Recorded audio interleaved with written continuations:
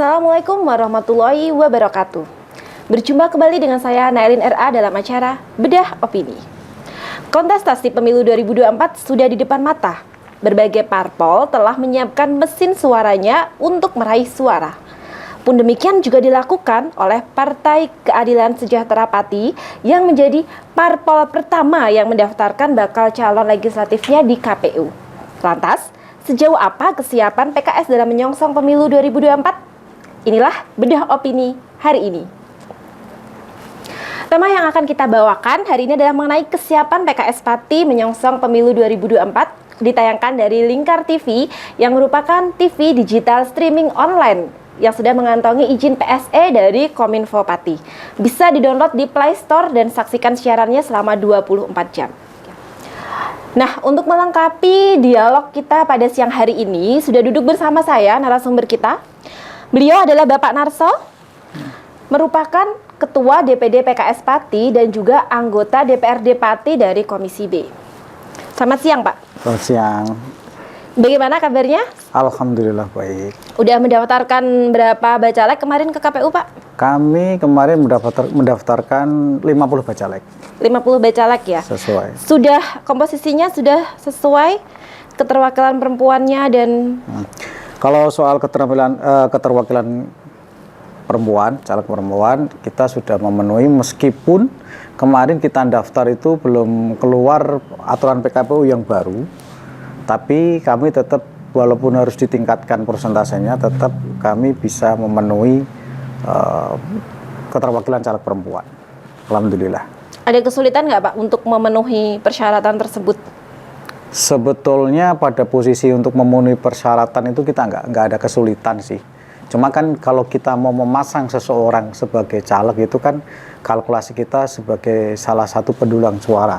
Iya. Jadi bukan cuma sekedar keterwakilan perempuan, Betul. tetapi kita juga berharap mereka ada di line up posisi caleg itu bisa ikut menyumbang suara. Satu, yang kedua, seandainya mereka pun jadi nanti punya kapasitas untuk memperjuangkan suara rakyat nanti di gedung dewan. Nah ini, dia harus memiliki peluang untuk bisa mendulang suara rakyat. Nah, untuk bisa mendulang itu, basicnya itu apa? Kriteria dasarnya sendiri yang diterapkan oleh PKS ini untuk bisa menjadi salah satu caleg dari PKS. Kalau rata-rata di caleg kami, baik perempuan maupun laki-laki itu mereka rata-rata aktif di lembaga sosial pendidikan. Dari situ sudah bisa kita harapkan jaringan mereka di masyarakat.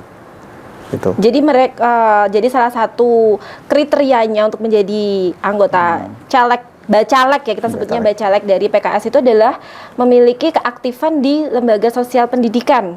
Sebetulnya tidak harus syarat itu sih, cuma memang rata-rata caleg kita PKS itu aktif di lembaga sosial kemasyarakatan maupun lembaga pendidikan.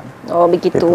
Kalau ada itu untuk yang laki-laki maupun yang untuk perempuan tersendiri ya, Pak ya.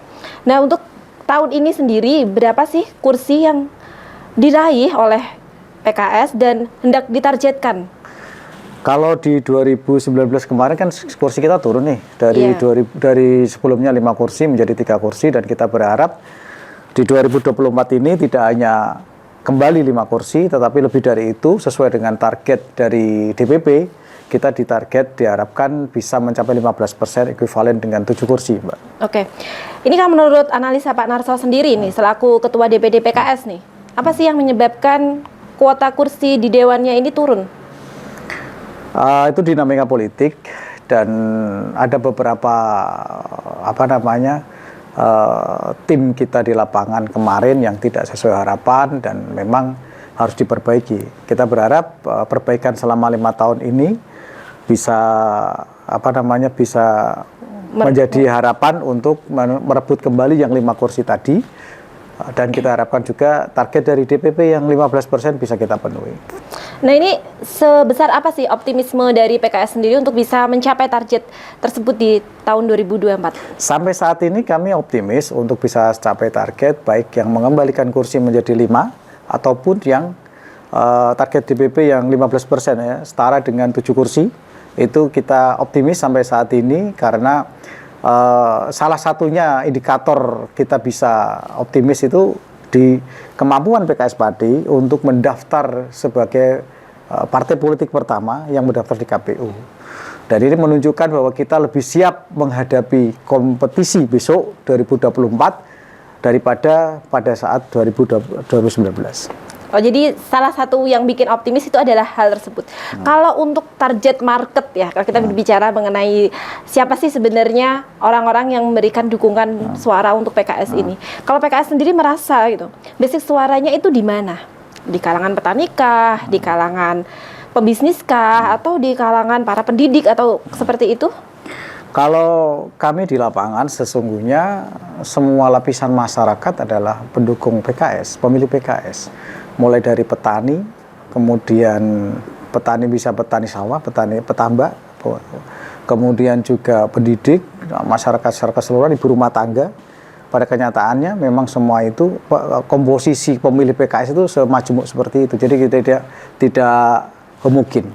Oke, dan kita nggak bisa menafikan bahwa peran milenial untuk tahun 2024 ini cukup besar ya. Di Pati sendiri, apakah ada caleg-caleg yang memang DNN berbasis milenial? Kalau di kami kemarin meskipun bukan disyaratkan untuk setiap dapil ada caleg milenial, tapi pada kenyataannya di setiap dapil kami ada generasi Y. Ya, sebetulnya kami mau memasang juga generasi Z. Yes. Ya, cuman kita terbentur kepada aturan syarat minimum usia di 21 tahun. Kemarin ada beberapa bacalek yang akhirnya kita ganti karena usia mereka ada kurang 6 bulan, kurang 8 bulan untuk 21 tahun. Sebetulnya itu yang kita harapkan tampilnya anak-anak muda, generasi Y dan Z untuk tampil di kancah politik begitu.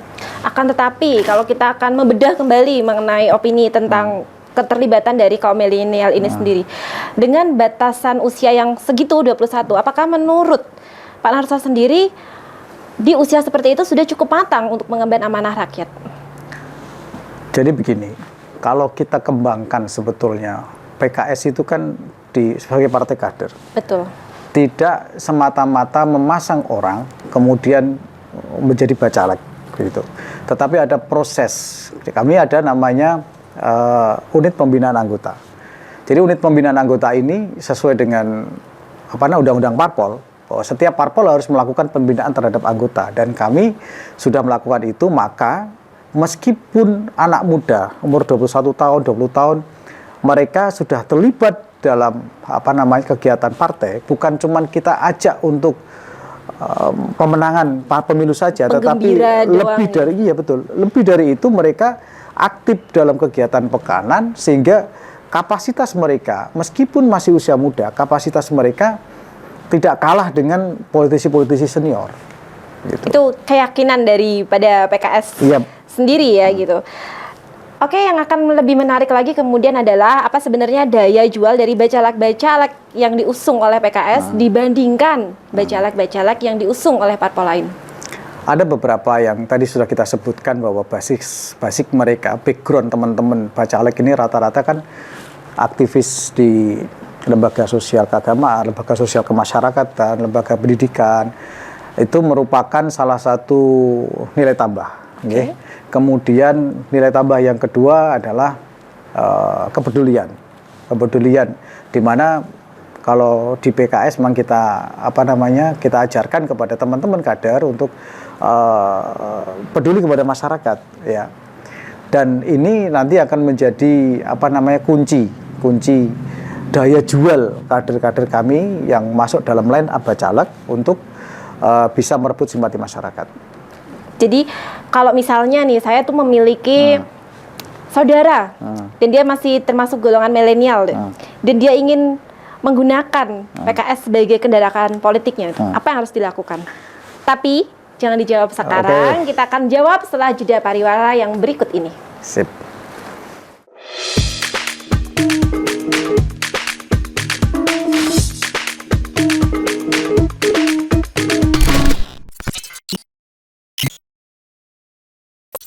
Di Ayo Ngaji bersama Lingkar TV.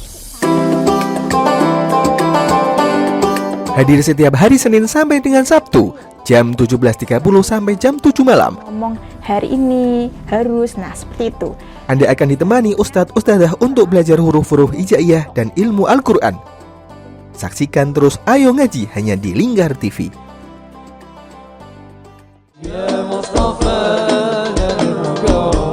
Sirami rohani dengan majelis-majelis penyejuk hati, sajian tayangan hiburan dengan lagu-lagu Islami dan dakwah. Halal, bersih, dimakan maka hasilnya akan bagus. Kami hadir dalam Majelis Nusantara setiap hari pukul 7 malam sampai jam 12 malam hanya di Lingkar TV.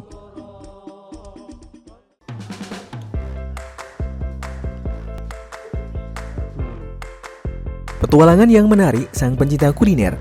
Mantu tetap mantap rasanya pemirsa.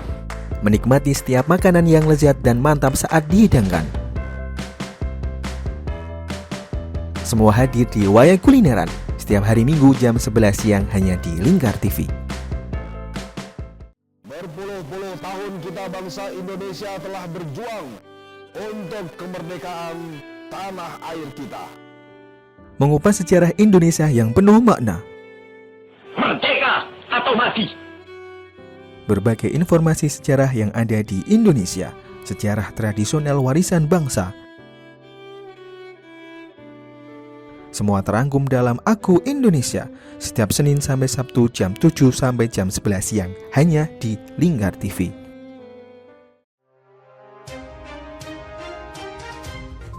Inilah ketiga anggota komplotan pencuri spesialis pecah kaca mobil setelah melakukan penggelapan 20 sepeda motor dan 2 unit mobil dengan modus retal.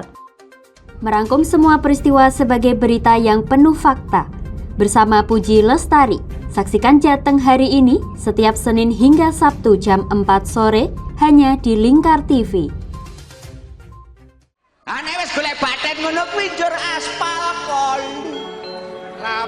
Lapangan diemplok. Semen ya didahar. Memberi hiburan malam Anda yang dikemas dalam budaya Jawa, nguri-nguri budaya, hadir setiap hari jam 00.30 sampai jam 3 dini hari hanya di Lingkar TV.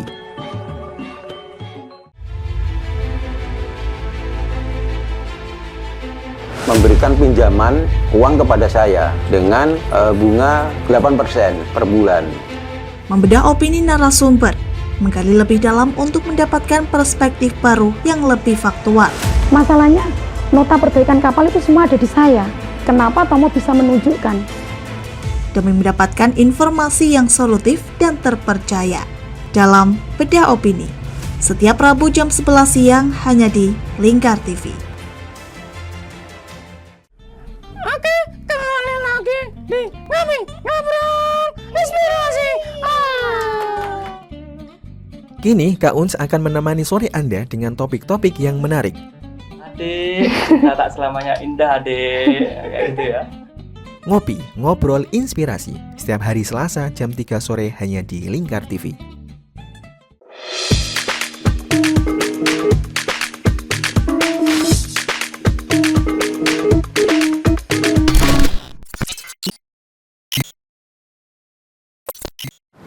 Kembali lagi dengan saya Nadine RA dalam acara Bedah Opini. Tema kita masih sama, yaitu kesiapan PKS Pati menyongsong pemilu 2024. Nah, tadi saya punya pertanyaan nih, apabila saya memiliki saudara nih Pak Narso, dan kemudian saudara saya pengen menjadikan PKS ini sebagai kendaraan politiknya, dan dia merupakan seorang milenial muda yang tentunya minim pengalaman di bidang politik, apa yang harus dia lakukan? Yang pertama yang paling jelas adalah bergabung dulu dengan kami, mendaftar sebagai anggota syaratnya. Kemudian setelah itu ya kalau memang sekarang kita mau daftar sebagai bacalek, masih ada kesempatan untuk nanti di perubahan. Kan ada kesempatan untuk perbaikan. Perbaikan, oke. Ya monggo. Kemudian setelah itu bergabung bersama kami dan akan akan ada para pembimbing yang siap nanti mentornya, pembimbingnya untuk mengajak mereka atau mendidik mereka supaya seperti yang saya katakan tadi tidak kalah dengan politisi-politisi senior. Dan mohon maaf kalau di kami juga banyak komunitas-komunitas anak-anak milenial yang profesi push rank, Mobile Legend gitu. Oh gitu. Kita juga banyak kader-kader yang bergerak seperti itu. Wah, kerjaannya seperti itu. Juga banyak juga yang YouTuber, konten kreator begitu.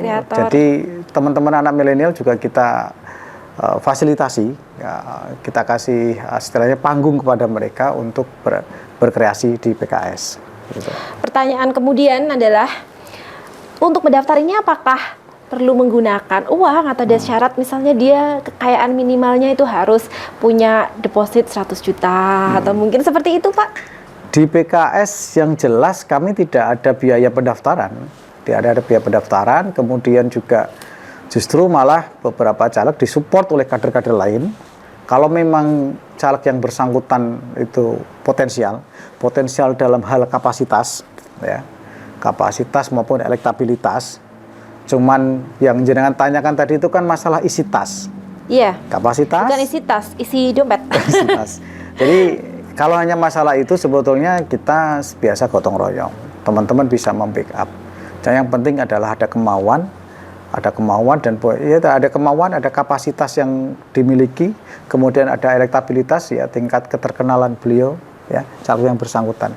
Jadi sekali lagi bukan masalah uang, tetapi sejauh mana elektabilitas beliau, ya tingkat keterpilihan beliau kelak seandainya dicalonkan, juga adalah kapasitas, kemampuan beliau ketika sudah jadi duduk di sebagai ketua dewan, dia punya kapasitas untuk ikut memperjuangkan apa tidak, seperti itu. Punya gagasan, itu termasuk salah satu indikator yang penting untuk menjadi caleg PKS atau enggak sih?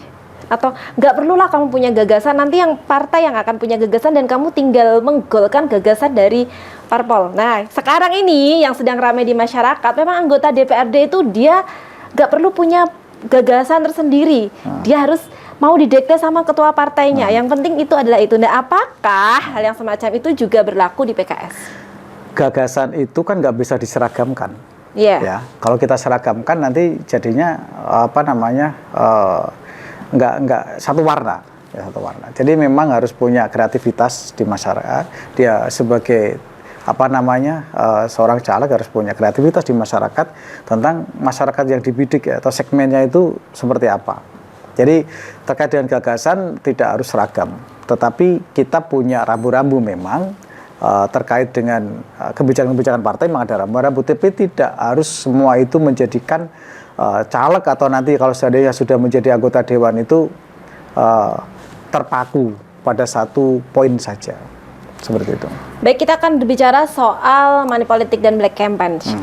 Masyarakat kita itu masih yang berpikiran bahwa untuk menjadi seorang caleg itu harus punya banyak uang. Dengan memiliki banyak uang maka bisa membeli suara. Itu bukan lagi rahasia atau sesuatu yang perlu ditutup-tutupi gitu. Kita juga baru saja dibuat heboh dengan berita amplop di masjid. Padahal masjid adalah salah satu tempat yang dilarang untuk dilakukan kampanye. Nah, kalau PKS sendiri bagaimana melihat fenomena money politik ini? Jadi dua hal tadi yang jangan sebutkan itu kan baik money politik maupun black campaign. Keduanya itu kan sudah secara eksplisit di peraturan perundangan kita tentang pemilu itu sudah jelas dilarang. Oke. Jadi kita berharap semua pihak yang terlibat dalam pemilu, mulai dari partai politik, KPU sebagai penyelenggara, maupun para pengawas Bawaslu atau pihak keamanan itu bisa bersama-sama untuk menegakkan. Kita nggak mungkin mengeliminasi semuanya. Betul. Sampai nol, nggak bisa.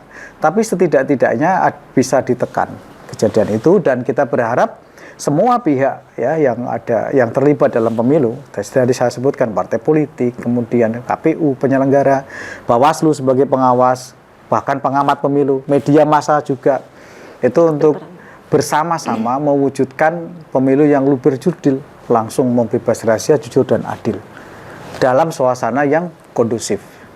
Oke, kalau misalnya kita katakanlah bahwa PKS menolak adanya money politik dan black campaign, betul.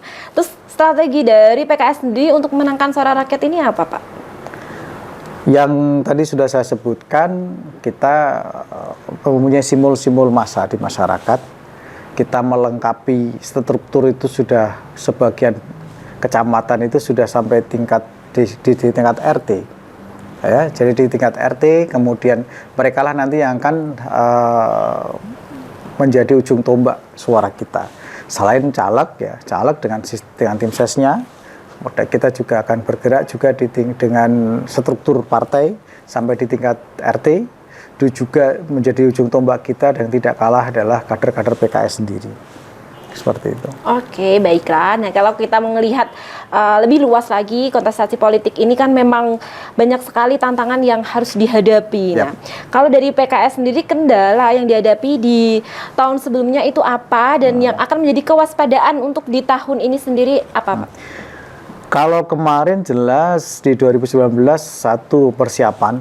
Oke. Ya, persiapan. Yang kedua ya kualitas SDM kita. Maka di 2024 ini kesiapan kita tadi saya sampaikan kita sudah mendaftar pertama, itu salah satu kesiapan.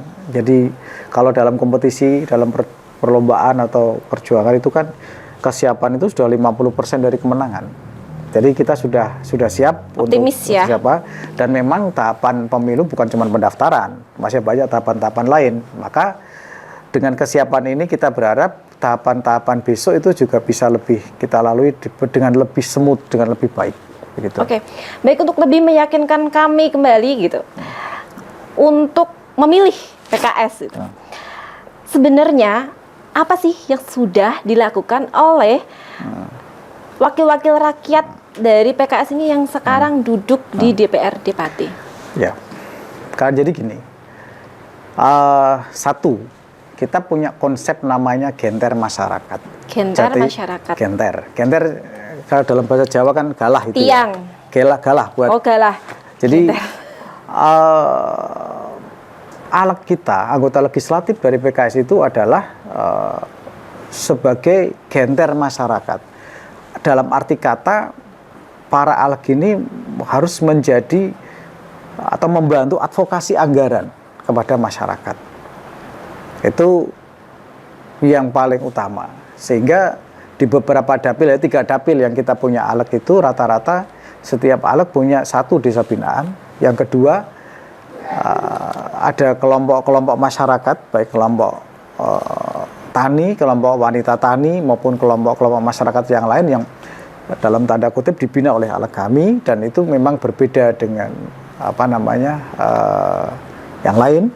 Dan kita berharap itu menjadi salah satu daya jual. Jadi sekali lagi kita menjadi genternya masyarakat ya, yang menjadi harapan masyarakat untuk kita bisa melakukan advokasi, terutama advokasi anggaran. Baik, tapi itu belum menjawab mengenai tentang apa yang sudah dilakukan oleh anggota legislatif dari PKS ini untuk masyarakat yang konkretnya yang sudah dilakukan. Ya tadi sudah saya sampaikan, jadi kita membina kelompok tani, kemudian kelompok UMKM. Kelompok tani, kelompok UMKM. Di sektor pendidikan mungkin, Pak? Kalau pendidikan sudah jelas itu ya, dan itu juga ada masjid musola jelas. Jadi peran kita di sana membina para kelompok tani, kelompok kelompok UMKM itu supaya mereka bisa maju, yang pertama. Yang kedua, advokasi anggaran tadi yang saya sebutkan. Iya. Kemudian juga mereka bisa membentuk jaringan.